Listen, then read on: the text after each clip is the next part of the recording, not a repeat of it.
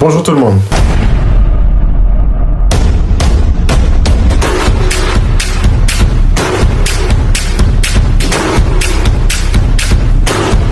J'espère que vous allez bien. Moi, je vais très bien, par la grâce de Dieu. Pour ceux qui ne me connaissent pas, moi, je m'appelle Valentino Roué. Je suis congolais. Et actuellement, je suis en France et je suis un étudiant étranger.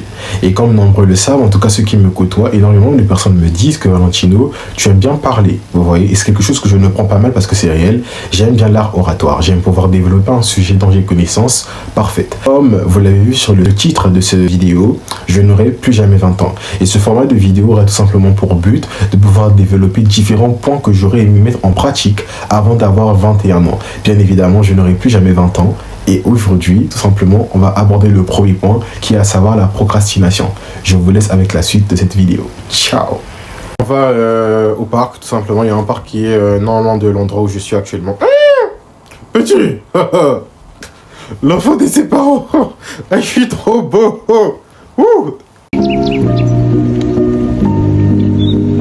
J'ai différentes notes sur mon ordinateur qui vont me servir de fil conducteur pour cette vidéo. Donc en premier temps, le premier point que j'ai envie de développer avec vous, ce sera la procrastination.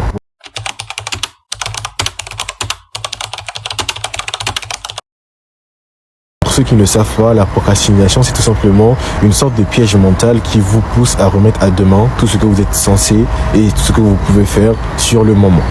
Vous voyez, la procrastination, comme je l'ai dit, ça vous pousse à remettre à demain tout ce que vous pouvez faire sur le moment et ça a des impacts tout simplement négatifs.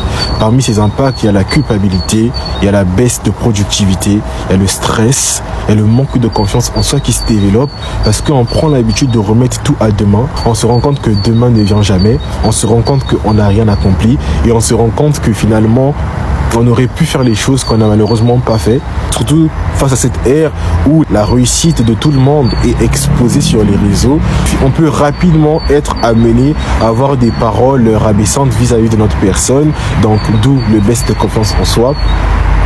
La baisse de productivité parce qu'en soi on ne voit plus l'intérêt de faire quelque chose tout simplement parce que lorsque on veut faire quelque chose on le remet à demain et on ne l'accomplit pas. En fait on rentre dans une spirale qui est totalement négative, qui a tout simplement pour but de nous exterminer parce que c'est vrai que le terme est un peu disproportionné comme je l'ai dit précédemment, étant une chose qui nous pousse à remettre à demain tout ce que l'on peut faire sur le moment. Il y a plein de choses que j'aurais pu bien évidemment faire et maintenant en les énumérant dans ma pensée je me rends compte que j'ai beaucoup plus passé du temps à remettre à demain énormément de projets qui n'ont malheureusement pas pu voir le jour que à les poser, à les réaliser, tout simplement. Et cela, vous allez, quand je dis projet, nombreux parmi vous vont directement penser à un truc financier, pas forcément, ça peut être aussi votre relation avec Dieu, parce que nombreux parmi nous, dont moi-même, avons remis à demain le fait de pouvoir prier, le fait de pouvoir lire sa parole, le fait de pouvoir chercher l'intimité avec lui, et on se rend compte que ça a été pure procrastination parce que demain n'est jamais arrivé. Et surtout que le lendemain ne nous est pas promis. C'est quelque chose qui nous est acquis, donc réveillez-vous. Et même dans ta scolarité, pour toi qui me regarde, parce qu'il y a énormément de personnes qui sont encore sur le banc de l'école, même dans ta scolarité, viendra le moment où tu remettras à demain tes révisions. Il y a des cas particuliers, je le conçois, mais 90% du temps, lorsqu'on remet à demain, on est bel et bien conscient qu'on a la capacité de faire la chose là tout de suite. Je vous donnerai un exemple. Aujourd'hui, j'étais chez moi à la maison, j'avais pour projet de faire quelque chose et je me suis dit je le ferai demain. Mais après m'être dit que je devais le faire demain, vient le moment où je me pose une question, pourquoi je ne fais pas la chose maintenant? Qu'est-ce qui m'empêche de la faire là tout de suite? J'ai réfléchi, j'ai analysé et je me suis rendu compte qu'il n'y avait rien qui m'empêchait de la faire. J'étais prédestiné à m'allonger sur mon lit, à scroller comme je le faisais hier, à m'endormir sur mon téléphone et à me dire waouh, j'ai rien accompli, j'aurais pu le faire hier. Donc voilà pourquoi j'aimerais vraiment te conseiller de ne pas tomber dans la procrastination. Et quand là tu vas te dire oui, c'est vrai que je mets en lumière un problème, mais apporte-nous des solutions. Bien évidemment, je vous donnerai 2-3 tips pour pouvoir vous aider sur ce sujet. Donc parmi les différents points qui pourraient vous aider à sortir de la procrastination, j'aimerais tout simplement énumérer le premier point qui est à savoir découper les grandes tâches en plusieurs petites tâches. Certaines fois lorsque l'on tombe dans la procrastination, lorsqu'on remet un projet à demain, c'est pas forcément parce que le projet il est petit, on peut rapidement le faire, non. Il y a certaines choses qui demandent énormément de temps, énormément d'attention, donc je vous inviterai à les découper en plusieurs parties. faites les choses les plus compliquées premièrement et par la suite, faites les plus petites, mais découpez-les. Et ensuite, j'aimerais aussi vous inviter à avoir une to-do list. Et une to-do list, ne la faites pas le matin même, mais faites-la la veille. Si vous pouvez, faites une to-do list pour les 2 jours à venir. Ça vous permettra de savoir ce que vous devez faire à votre réveil. Ça vous permettra d'être beaucoup plus productif, beaucoup plus rapide. En fait, c'est comme quelqu'un qui se réveille et sait que je me réveille, je me lave les dents, je mange, je m'habille, je porte ma chemise, je prends ma voiture, je vais au taf. Vous voyez, limite, c'est pas une to-do list qu'il a fait manuellement, mais mentalement, il a une to-do list. Donc, je vous inviterai à le faire, ça vous aidera énormément. J'ai appris vraiment, vous remarquez qu'on n'est plus dans le même cadre parce que j'ai dû rentrer. Parce que malheureusement, je ne suis pas sorti avec mes gants. Donc, j'avais très froid. Donc, je ne pouvais plus tenir, tout simplement. Donc, il fallait que je rentre. Donc, je vais terminer cette première partie ici.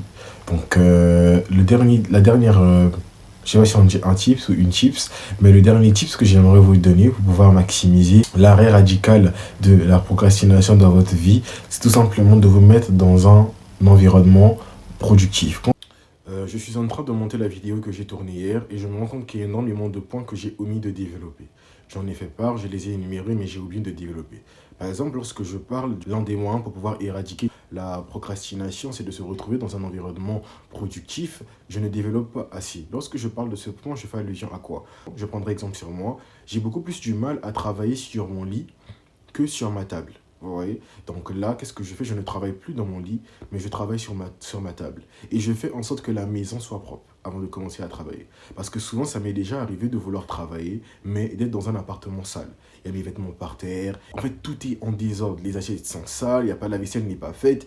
Tout est en désordre et vraiment l'environnement en fait est idéal. Vraiment l'environnement me prédestine à perdurer dans ma procrastination.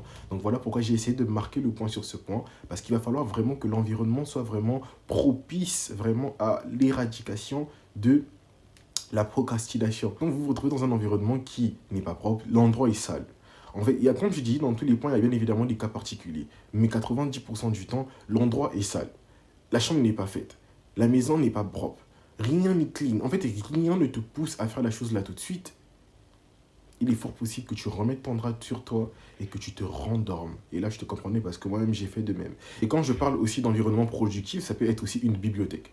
Ça peut être une bibliothèque, ça peut être la cour de chez toi. Vraiment un endroit où tu ne te sens pas propice à perdurer dans ton fainéantisme, tu vois. Donc vraiment, trouve un endroit pour toi. Moi, par exemple, quand je me retrouve à la bibliothèque, ou je me retrouve sur ma table, je me retrouve en tout cas loin de mon lit, je vous assure que je suis, en fait, cet environnement-là est beaucoup plus propice pour moi à effectuer un travail productif que à perdurer dans la procrastination. Ouais. Et là, bien évidemment, ça, ce sont les effets de la procrastination. Ce n'est pas la définition de la procrastination en elle-même, juste pour qu'il y ait une nuance. Donc, je pense que je vais supprimer la vidéo, le reste de la vidéo que j'ai tournée pour tout simplement pouvoir publier celle-ci. Donc, je vous ai donné différents tips, donc à savoir le fait de découper les grandes tâches en plusieurs. Certains peuvent dire que ça s'apparente un peu à de la procrastination parce que le fait de découper ces tâches en plusieurs et de les remettre à plus tard, c'est un peu une procrastination. Ce n'est pas de la procrastination, c'est juste que la tâche, elle peut être grande, différemment des autres, et vous la répartissez en différents steps. Bien évidemment, vous devrez commencer par ce qui est plus compliqué et terminer par ce qui est plus facile. Et secondement, toujours travailler dans un endroit qui est propice à... Juste pour vous dire que je ne suis pas coach, je ne suis pas lancé dans une vibes de conférencier. C'est juste que je suis quelqu'un qui aime bien faire part de ce qu'il sait. Et c'est quelque chose que je sais, et je sais que beaucoup peuvent sortir de là, et que beaucoup sont encore dans là. Et moi-même qui vous parle, ça m'arrive encore de me battre avec ça. Mais c'est juste que j'ai compris certaines choses, et il est possible que vous puissiez beaucoup plus rapidement sortir de là que moi. Donc voilà pourquoi je vous fais part de ça. Loin de moi ma pensée de vouloir vous faire sentir inférieur à moi, de vouloir me mettre sur un piédestal supérieur au vôtre, loin de là. C'est juste que j'ai connaissance, et j'aime faire part de cette connaissance-là. Donc je pense que cette vidéo va se terminer là. J'ai pour but de sortir aujourd'hui, mais finalement je n'ai pas pu le faire parce que depuis très longtemps je monte cette vidéo. Je me rends compte bien évidemment, comme je l'ai dit précédemment, que j'énumère énormément de points que par la suite je développe juste avec une phrase ou deux parce que dans ma tête je l'ai déjà développé. C'est un problème aussi que je ne sais pas pour vous, mais moi j'ai ce problème-là. Ma bouche et mon cerveau souvent ne sont pas connectés. Il n'y a pas un lien. Parce que souvent, je pense certaines choses que je crois avoir dit que je n'ai pas dit.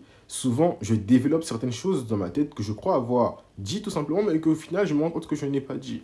Et c'est quelque chose qui est là depuis très longtemps, donc il va falloir que je travaille dessus pour ne plus avoir ce problème.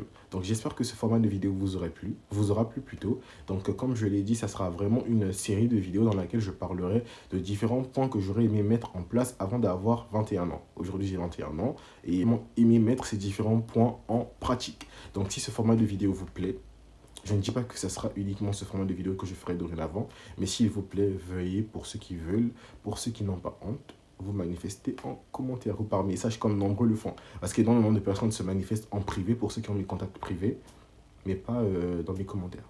Donc voilà, à très bientôt. Ciao.